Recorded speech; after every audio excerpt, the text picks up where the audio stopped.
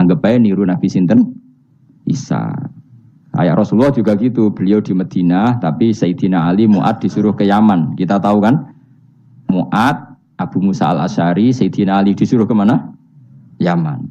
Dan semuanya dapat tugas apa? Basyiru wala tunaffiru. Napa? Basyir apa? Yassiru wala tu'assiru, basyiru wala tunaffiru. Cung nak ke dakwah gawe gampang aja gawe angel. Saiki dakwah kan digawe angel. Apa nerangno ilmu kok ana podium regane 3 juta. Sound system tak 3 juta. Lha nerangno ilmu ra jelas manfaate kok cek akeh biayane. Aku mulang jalalane 200.000 bontek ora acara bengi iki. Pokok ilmu digawe gampang. Apa nerangno ilmu cek repote. Tapi ra nyindir biasa wae ora usah tersinggung. Apa nerangno ae. Lho tapi nak niati siar ki monggo, tapi aja niati ngaji ora kasil. Niati ngaji wis ngene iki, butuh ngaji wis. Saya berkali-kali ngaji ya seperti ini. Karena ajarannya apa? Yasiru wala tu'asiru. Gawe gampang. Gawe gampang nerangnone ya gampang, khitobe ya gampang, masyarakate ya digawe gampang, sing penting ora dosa. Sing penting mboten apa? Riyen Kanjeng Nabi pengen ngaji kadang sahabat ya jedo turu nang masjid. Kadang Nabi nak kesuwen mbek ngenteni ya turu. Aku pengen contoh Nabi selawatan kok dinyek kubu sebelah. Mana ada dalilnya kalau sebelum sholat pujian kok ditakoki hadisnya malah repot kabeh. Tapi nak ana wong muni Nabi kok ora dinteni sahabat ning masjid ku keliru. Dhisik sahabat do ngenteni Nabi. Tapi aku ora roh, iku pujian ta ora ya ora roh. Aku ora direkamane. Lah iki senane takok ada hadisnya enggak?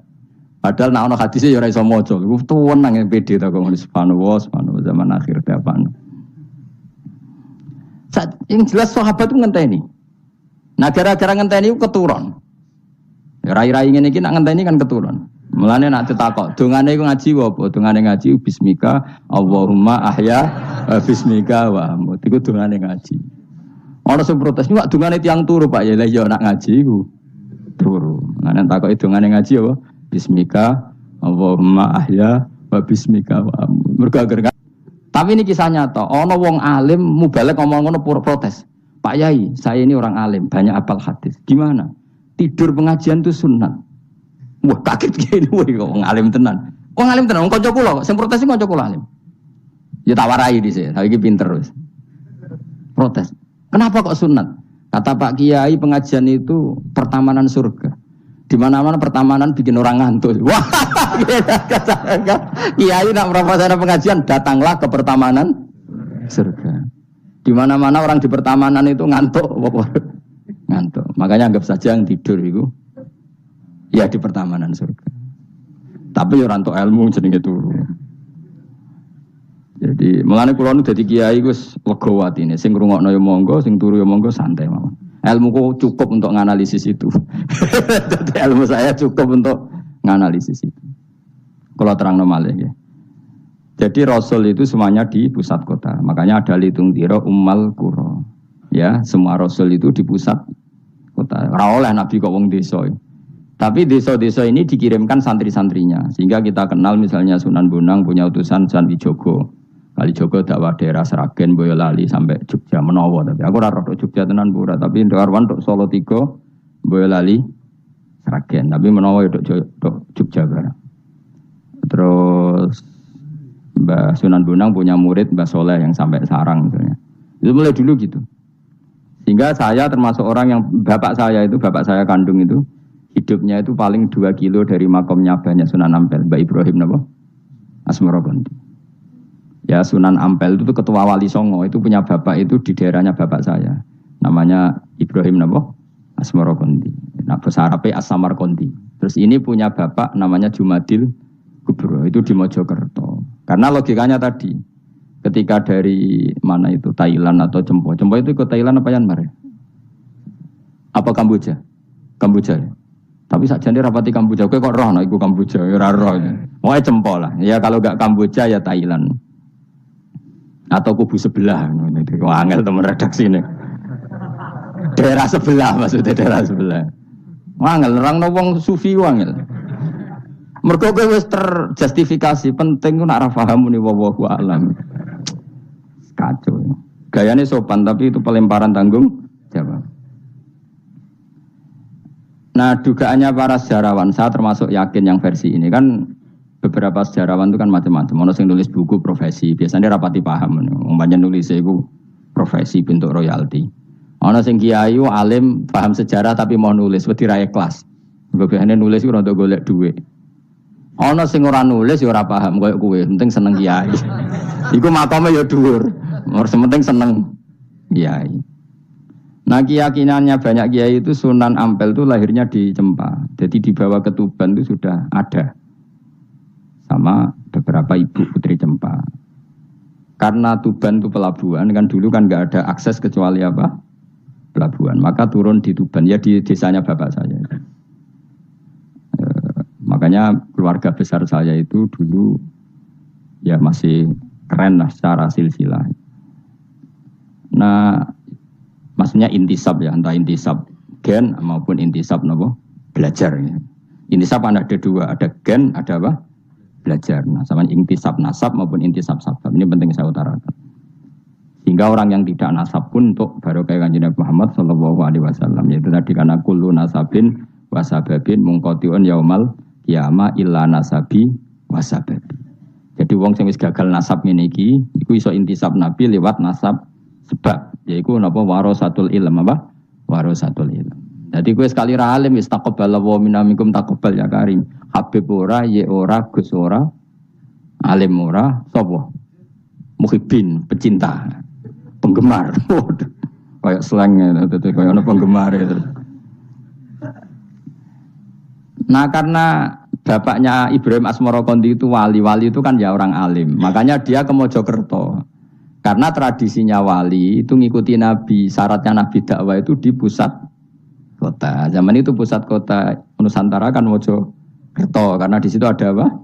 Majapahit. Jadi secara logika masuk akal kalau Mbah Jumadil Kubro itu makomnya di Mojokerto. Karena untuk mencari pusat kota.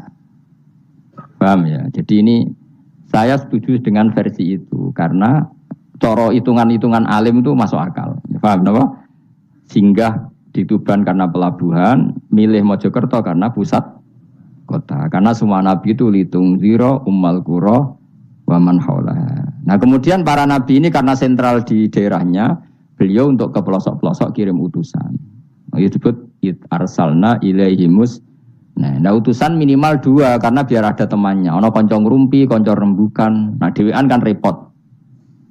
Nah, 2 ini kemudian ditambahkan 1. Fa'azzazna bisalis.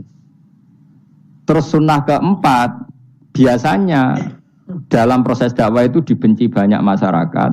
Kemudian Allah selalu bikin 1-2 orang yang mau iman dari kampung situ. Ya, dalam konteks ini Habib An-Nat disebut wajah min aqsal madinati rajulu yas'a. Jadi polanya Allah ini akan terulang terus. Kalau kamu di dakwah di desa binaan maka yang nolak banyak, tapi selalu ada 1-2 yang menerima kamu. Nah ini yang awal 1-2 menerima kamu, insya Allah awal dari kebaikan segalanya. Asal kamu sabar. Dan itu harus dilatih. Dimulainya dari mana? Ya dakwah ilallah walillah. Tapi kalau motifnya sudah uang, akhirnya kita repot. Daerah ini prospek karena ngerti HE kiai. Daerah iki ora prospek ora roh hae. Akhire sing ora prospek udah mek sugihan di ritual sing kejawen sing cara zahir sirik dijauhi para kiai. Bareng diserang kubu sebelah kene bengok. Nah kelakuan kok ngono iku apa-apaan, paham ya? Jadi kita ini sudah salah kaprah. Jadi dakwah ning daerah prospek ekonomi maksudnya. Tapi ora gelem dakwah ning daerah bina. Lho kula gak ada cerita niki demi kebenaran kelongkapnya. Di Pasuruan itu ada desa namanya Cowek. Itu dulu bapak ke sana itu pakai truk power. Truk power. Itu kampung situ riyen abangan. Saat ini termasuk menjadi kampung terbanyak hafidnya. Itu sekarang saya teruskan sudah jadi kampung yang maju itu hafid terbanyak, termasuk terbanyak itu di situ. Itu dulu bapak ke situ numpak truk power. Nah, truk power iso munggah. Sama masih ingat kecilnya dijak ke sana. Terus sekarang yang dulu dibina bapak saya sudah diputu. Sekarang saya teruskan. Saya masih dakwah di sana. Kadang ya doa ke saya. Us keren. Mulane kula nganti saiki ya ora perlu tak ceritakan, saya masih punya desa binaan di Kalimantan, di beberapa daerah itu santrinya ngaji di saya tak bina karena tadi ada yang di sentral, misalnya saya di Jogja gini namanya sentral. Kemudian ada yang dikirimkan ke desa-desa apa? Bina. Dan itu cukup delegasi karena kalau kiainya induk ikut nguyur ning kono, engko terus kene kosong. Kadang tuke wayoan tok ora binaan. Ya ora apa-apa halal, tapi kadang iku binane ra kasil tapi wayohe kasil. Ya wong akeh ya macam-macam. Kowe ora usah protes. Engko nang protes ustaz juga manusia, jawabe mung ngono ustaz juga manusia. Intinya itu menjadi inspirasi Rasulullah kemudian bikin dakwah tadi. Makanya Rasulullah ketika sugeng rungono Nabi jelaskan pada akhirnya di mana? Madinah kan. Anggap saja Madinah itu ya Umayyah Qura. Tentu Umayyah Qura pertama itu Mekah. Terus kampung kedua Nabi Budi Madinah. Saya beri contoh ya. Attab bin Usaid diutus di, ada yang baca Asid, diutus di Mekah. Ali, Abu Musa al-Asy'ari, kemudian siapa tadi? Mu'ad, itu diutus kemana? Yaman. Terus beberapa sahabat diutus ke Ethiopia, ke Habasyah. Itu malah banyak sekali, termasuk Sayyidina Utsman. Banyak, paling banyak itu yang delegasi kemana? Habasyah. Tapi ada yang cerita itu pasnya enggak Ethiopia, sekarang sudah jadi negara sendiri, Eritrea atau apa namanya. Tapi ya masih wilayah apa? Ethiopia. Sekarang ada kampung yang jan dulu sahabat di situ, namanya, nah kalau enggak salah Eritrea, tapi ya daerahnya mana? Ethiopia. Terus ada beberapa sahabat yang zaman itu sudah ke Syam, Syria, ke pokoknya Syam, bisa Syria, Lebanon, Yordan, Palestina. Jadi dulu Nabi itu enggak berhenti ngirimkan delegasi. Dan rungokno tenan iki. Dan delegasi ini Nabi kalau ditanya, lalu bima danakdi ya Rasulullah. Lalu ketika saya ada dekat jenengan, kalau ada orang tanya hukum itu saya pakai apa? Kata Nabi ya bi kitabillah, kamu panduannya ya kitabullah. Kalau ndak fa bi sunnati Rasulillah. Kalau ndak al-khikil asbah bil asbah wan nadhir bin nadhir. Ya mirip-miripkan lah, yang mirip ya mirip, yang mirip ya mirip. Sehingga Imam Suyuti itu punya kitab namanya Al-Asbah wan Nadhir. Jadi cari kemiripannya. Apa? Misalnya begini, rungokno tenan. Hukum itu kan mesti ada master. Ya, kalau kamu menjadi pakar fikih itu hukum itu mesti ada master. Master ini kemudian menelurkan furu'. Nah, furu' ini kalau dalam fikih disebut hadal hukmu mufarra'un ala kadza. Hukum ini dicabangkan ngikuti indukan ini. Misalnya begini, rungokno awas ya. Tak latih ahli fikih. Ini kan sawal-sawal kan sudah mangan toh. Nah, wingi Ramadan goblok kan alasannya ramangan. Senajan toh ya alasan aslinya ya asli, cuma kan dia alasan apa? Sawal kan semangat. Rungokno ya. Misalnya hukum begini. Tak warai. Engkok ketara ke pinter ta ora? Mergo aku jek berharap ke pinter. Ana wong iku njimak bojone ning wulan Ramadan. Rino. Napa? Rino. Hukumnya piye? Njimak bojo ning Ramadan hukumnya batal ora? Batal. Pinter rada pinter separo lah. Kemudian njimak bojo ning wulan Ramadan itu hukumannya berat. Yaitu kafaronya selain qadha harus merdekakan budak atau puasa 2 bulan berturut-turut. Kalau ndak memberi makan orang 60 orang miskin, satu miskin untuk orang satu mud. Pokoknya berat hukumannya. Disebut fidak kubro. Rungokno. Lalu menurut Imam Syafi'i, pelanggaran dengan sanksi seberat itu adalah hanya untuk jima. Sehingga kalau kamu batal lewat makan, ya tidak kena hukuman seberat itu. Karena makan tidak jima, jima ya tidak makan. Cara cangkem elek wis suwe bah nang jima ra makan, makan ra jima. Cara cangkem elek. Mergo jima dianggap terlalu seru, meskipun halal dianggap seru. Cek kurang ajar poso-poso batal demi jima bojone. Ya tentu iki contoh bojo ayu, bojo elek wis ora kepikiran. Ya coba bayangno mosok lho Gus, ngempet sedina ra kowe bojomu elek dadi ra bayangno kowe kok coba bayangno ambek awakmu to. Iki bayangno iku wong Arab mangane daging, ke mangane mendoan. Mendoan tempe apa meneh? Apa sing tahu apa badem yo? Tahu susur terus apa? Jadah terong yo mesti subhanallah. Ora iso dikiyasno. Wis mangane mendoan bojone elek yo ora ngarah kecelakaan ngono. Iku bayangno wong Arab mangane daging bojone. Ayo. Wes Mustafa Khusulah cara wong Arab sing wayu bangir. Wes